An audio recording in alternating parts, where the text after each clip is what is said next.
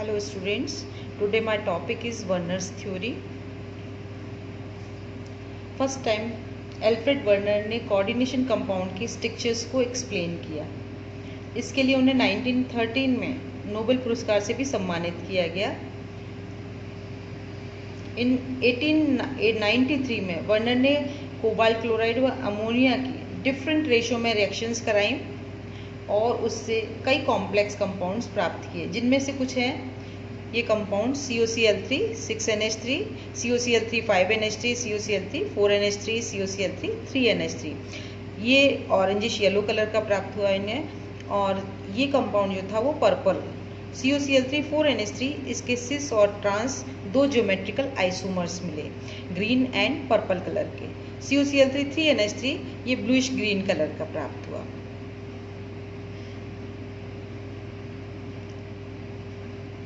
अब इनके कंपाउंड्स का अगर हम संगठन देखें तो क्या है कि यहाँ पर अमोनिया की मॉलिक्यूल्स जो हैं वो केवल डिफरेंट हैं, बाकी क्या है एक जैसा है COCl3, लेकिन अमोनिया के मॉलिक्यूल जो है यहाँ 6 हैं, 5 हैं, 4 हैं, 3 हैं, लेकिन इनकी जो प्रॉपर्टीज़ थी उनमें बहुत अंतर था। इसको इन्होंने स्टडी किया और फिर इसके बाद में देखा इन्होंने इन कॉम्प्लेक्सेस की रिएक्शन कराई, किससे? AgNO3 से। AgNO3 से रिएक्शन कराने पर इनको इस कॉम्प्लेक्स में 3 मोल ऑफ AgCl मिले, किसी में 2 मोल, इसमें 1 मोल AgCl प्रेसिपिटेट हुए और इसमें कोई AgCl का प्रेसिपिटेट नहीं हुआ। तब इन्होंने एक नया सिद्धांत दिया, वर्नर्स थ्योरी के द्वारा इन्होंने एक्सप्लेन किया कि हर मेटल जो है उसकी दो वैलेंसीज होती हैं, एक तो प्राइमरी वैलेंसी और दूसरी सेकेंडरी वैलेंसी। प्राइमरी वैलेंसी जो होती है वो आयनाइजेबल होती है और सेकेंडरी वैलेंसी जो होती है वो नॉन आयनाइजेबल होती है।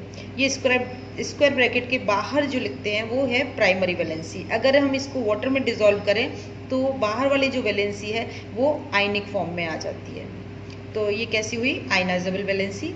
ये नॉन आयनाइजेबल है, स्क्वायर ब्रैकेट के अंदर लिखा जाता है इसे, और ये रिप्रेजेंट करती है primary valency oxidation state of metal ion.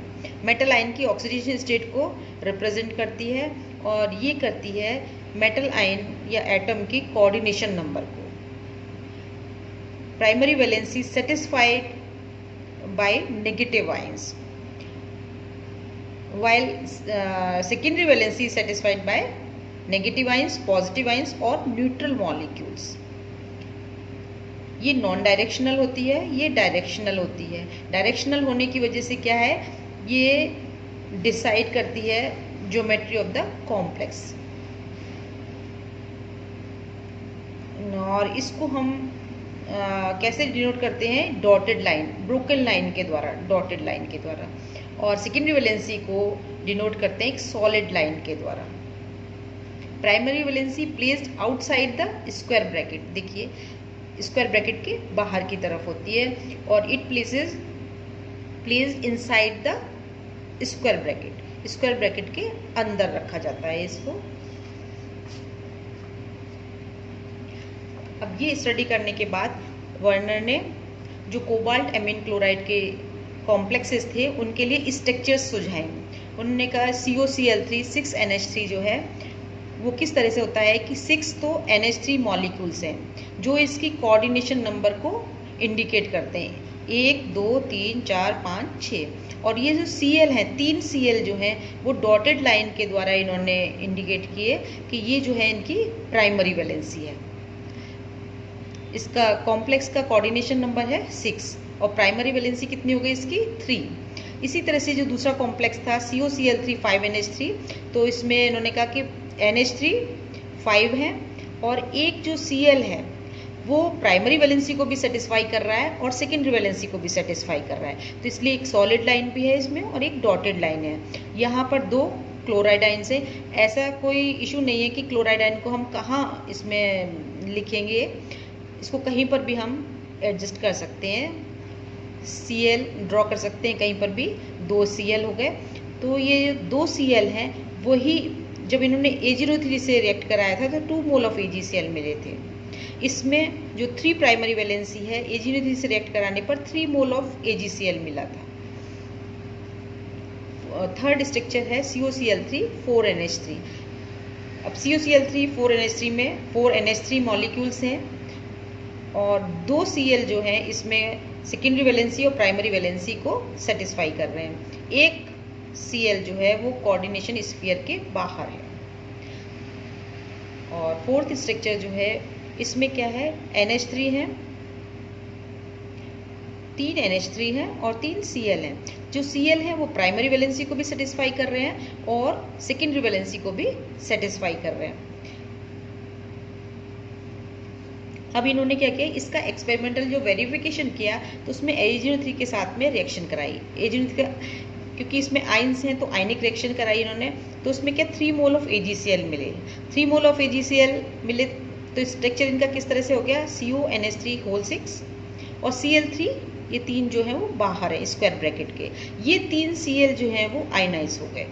Ionise होने के बाद में क्या हुआ कि ये तो एक कॉम्प्लेक्स आयन हो गया और 3 Cl को मुक्त कर दिया, 3 Cl माइनस जो है मुक्त हो गए। ये 3 Cl AgNO3 के साथ में रिएक्ट करके 3 मोल ऑफ AgCl बना दिया।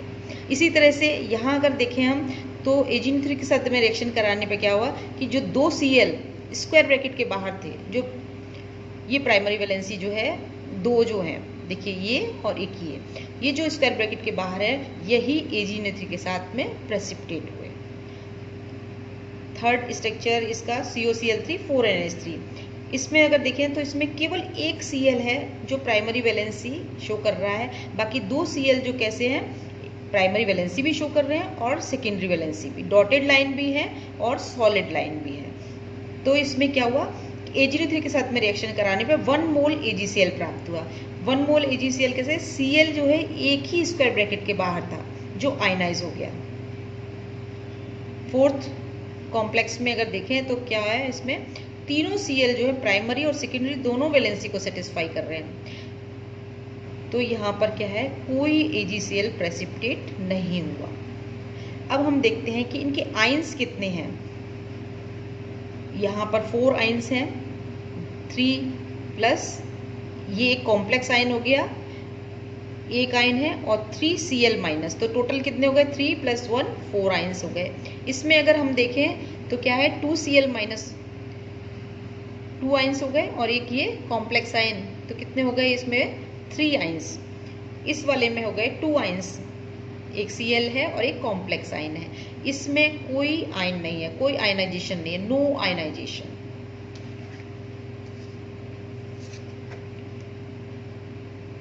अब हम लेते हैं कि जो थ्योरी उन्होंने दी उसका एक्सपेरिमेंटल वेरिफिकेशन किया गया, बर्नर्स के द्वारा नहीं किया गया और साइंटिस्ट के द्वारा किया गया एक्सपेरिमेंटल वेरिफिकेशन। कुछ एविडेंसेस मिले इनकी थ्योरी के फेवर में। फर्स्ट जो अभी हमने देखा था, ionic reactions by the addition of aqueous solution of AgNO3 in different complexes of cobalt. The precipitate of AgCl is obtained which correspond to the ionizable chloride ions.